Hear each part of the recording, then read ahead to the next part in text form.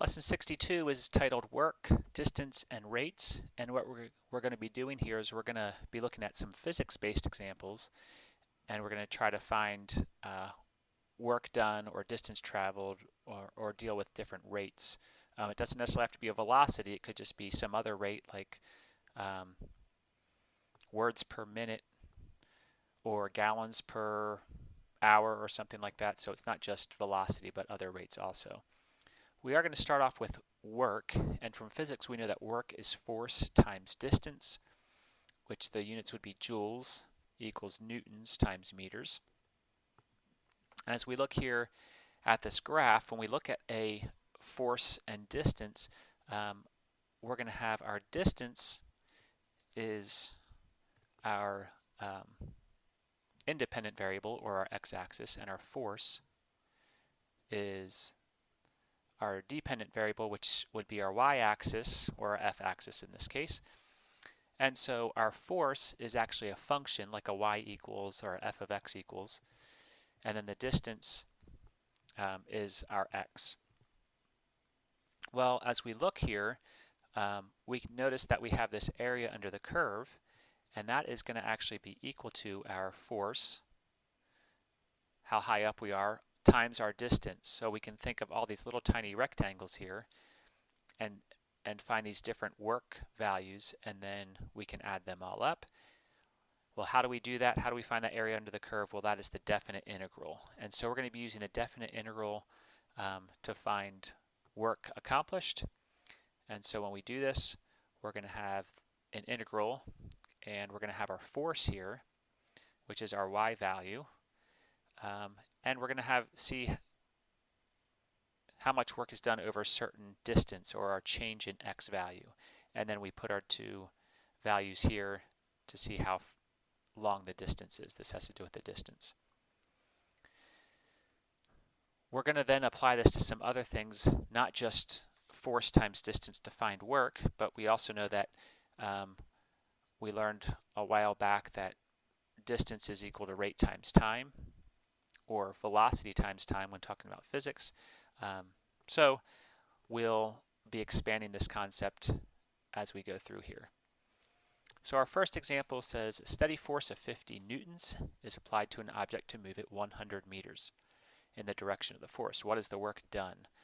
Well, this is a very simple one actually. Work is force times distance.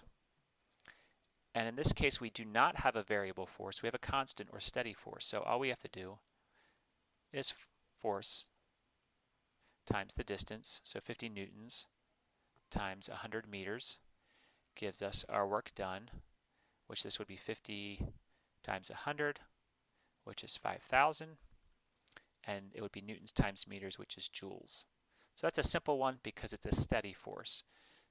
Let's go ahead and test our idea with integrals though here. We would say we want to find the integral of our force, which is constant. We don't have to put a equation here, 50, and then our change in distance, which is dx. And we want from when the distance is 0 to 100, because it moves 100 meters. So we'll take the integral of this, which is 50x, evaluated from 0 to 100, which we'll just put in 100, so 50 times 100 minus when we put in 0, 50 times 0, and we get 5,000, and again this will be joules because it's newtons times meters. 5,000 minus 0, which is 5,000. So now let's look at something that has a variable force. It's not a constant force or a steady force like the first one. The force in this case is 1/2 x squared. Newtons is applied to an object to move it 6 meters in the direction of the force from 0 to 6. So it matters what values or displacement we have here. From 0 to 6 is actually going to be different from 6 to 12 because of this x squared, this variable force. So what is the work done by the force? Well, to find the work accomplished, we are going to integrate, and we're going to have our force, which is 1/2 x squared times the distance, so times dx, and we want to evaluate this from 0 to 6. And the rest is just integrating. So this is going to be 1/6 x cubed, evaluated from 0 to 6. You put 6 in here, you get 1/6 times 6 cubed. Well, one of these cancels with this, and so this is just 6 squared. And we would subtract when we put in 0, which doesn't matter in this case because 0 cubed is just 0.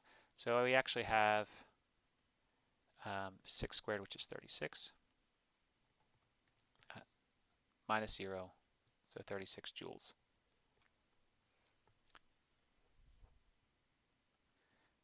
Next problem actually has to do with the last one. It says how much work was done by the force in moving the object from 4 meter mark to 6 meter mark. So it's going to be the same concept. We still have the fact that our force is 1/2 x squared. So we integrate 1/2 x squared over a certain distance dx, and this is going to be from 4 to 6. Now, if you remember, from 0 to 6, it was 36 joules of work, so we'll see what happens here. So integrating, we get 1/6 x cubed, evaluated from 4 to 6, and we put in 6, and then we put in 4.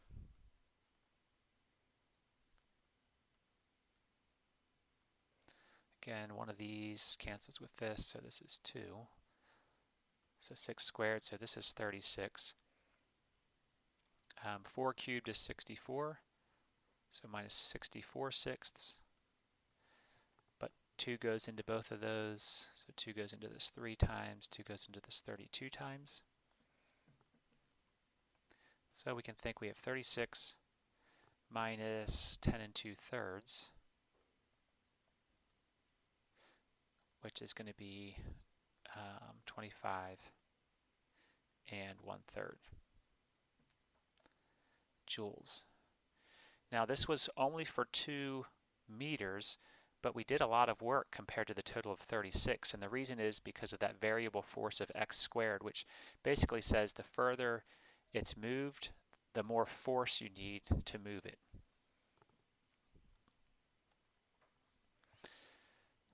Still dealing with force, but we're going to go ahead and look at Hooke's law, which it says Hooke's law for perfectly elastic springs, and that's what we're going to assume while we work through here.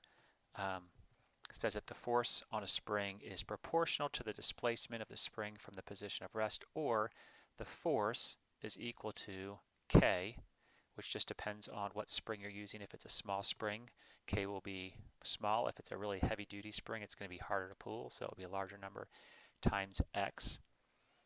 K is called the spring constant, and x represents the displacement. So if the spring has a spring, if the constant of a spring is 0.5, so this is our value of K,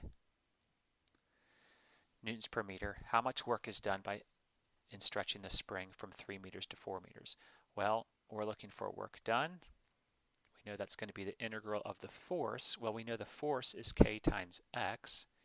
In this case, K is 0.5, so Kx times the distance that's moved, which we put dx, and we're interested when it moves from 3 to 4 meters, so we do 3 to 4.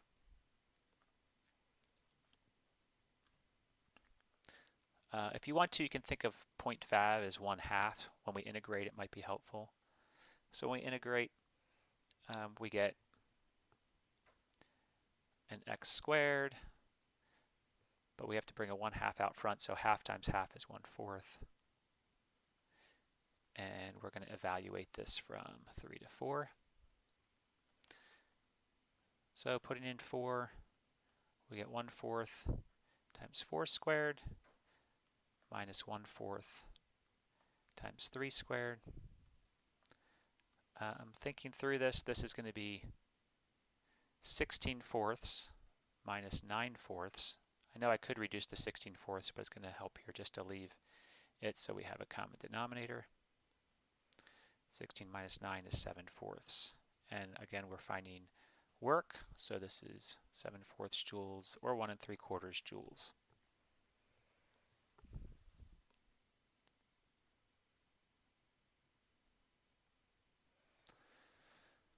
All right, here we're going on to a different concept, but still the same idea. I'm kind of skipping down here to how far would something go. And we know that distance or displacement, sometimes we talk about, is equal to velocity times time. Well, this is very similar to our work equals force times distance. And so we can set this up in a similar way, where if we want to find the distance, we can integrate. So d will be the integral of our velocity. Well, the velocity is a variable velocity. It's 1/2 t squared plus t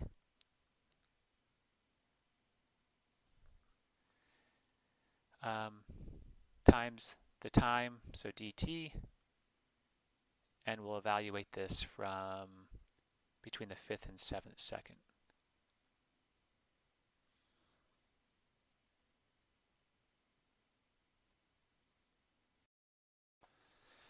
So the integral of this is 1/6 t cubed plus 1/2 t squared. And we want to evaluate this from 5 to 7. So putting in 7 cubed is 343, so I'll have 343/6 plus 49/2. And then we'll subtract when we put in 5. I'm going to put parentheses here so I don't forget about that. So 125/6 plus 25/2. We have a couple like denominators here already. So we can think like 343 minus 125, which would give us 218, so 218/6. So that was this one minus 125/6, and then 49/2 minus 25/2 is going to be 24/2, which this obviously is just 12. If we change this into a mixed number, this is 36 1/3. We can add those together and we get 48 1/3. And remember, this one we were trying to find distance or how far, so this is in meters. So same concept as finding work, but now we're doing distance because distance is velocity times time. Another one here which has to do with a rate. It's not really a distance. It's not distance equals velocity times time, but it is a rate along with the time. So it says water leaked from a tank at a rate, kind of like a velocity, of e to the negative t gallons per hour. How much water leaked from the tank during the first 10 hours? So this is the amount that leaked. So the amount leaked, I'll just do A. The amount leaked is going to be equal to the integral of the rate, so e to the negative t, times the change in time, and we want in the first 10 hours, so from 0 to 10. And so we want to integrate this. So we have e to the negative t, which when we integrate e, it's usually just itself, but we have this negative here, so I imagine we're going to have to put a negative out front. So let's just check this real quick. So we want to check if that's the correct integral. So we want to take e to the negative t, negative e to the negative t, and take the derivative of that.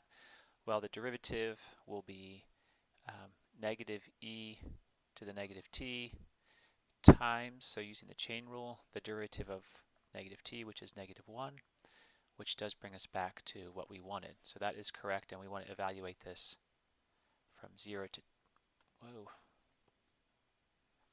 10.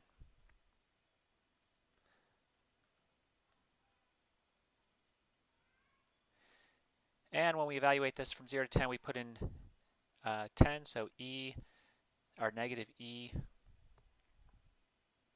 to the negative 10 minus 0 does actually produce a number other than 0 here, so we want to put negative e to the negative 0. A negative exponent puts it in the denominator, so this is -1 over e to the 10th. And then this is going to be 1, so it's minus -1, so plus 1. Might be better to write this as 1 minus 1 over e to the 10th.